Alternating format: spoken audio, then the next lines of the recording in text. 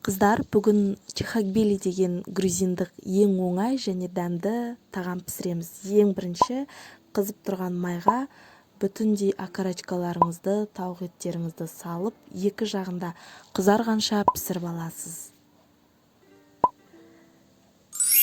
Мінекей тауықтарымыз піскенше біз көкөністерімізді турайық. Ең бірінші пиязды майдалап, жұқалап турап аласыз. Үлкен ыдысқа барлық помидорды салып, үстінен ыстық суды құясыз да 5-10 минут қойып қоямыз. Көкшөп, петрушка, укроп кез келгенін алып майдалап турайсыз. 3-4 чесногыңызды жақсылап майдалап турайсыз, немесе мен сияқты үлкенде қойып турасаңыз да болады, өзіңіздің қалауыңызша турай бересіз. Мінекей мен помидорларым 5 минут тұрды, сыртын бәрі жұмсарды, яғни сыртқы қабығын алып тастау оңайырақ болады. Төртеуінде сыртқы қабығын тазалап алам.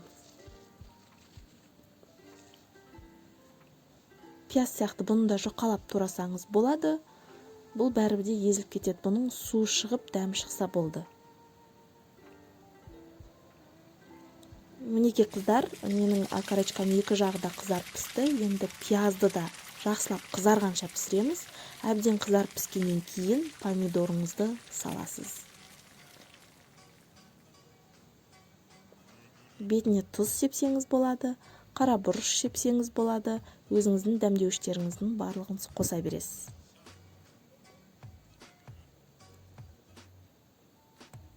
Менде соустардан тек соевый соус қана бар.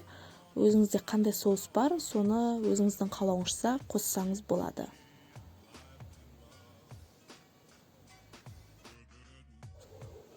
Барлығы піскен соң көкшөп пен чеснокты қосамыз. Өзіңізге ұнаған гарнирмен ұсынсаңыз болады. Дәмін көрейік. Ал, дәмін көрейік. Бисмилля деп.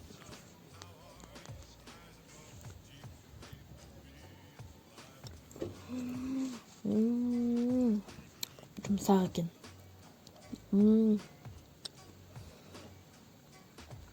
Сөзім жоқ, өте дәмді.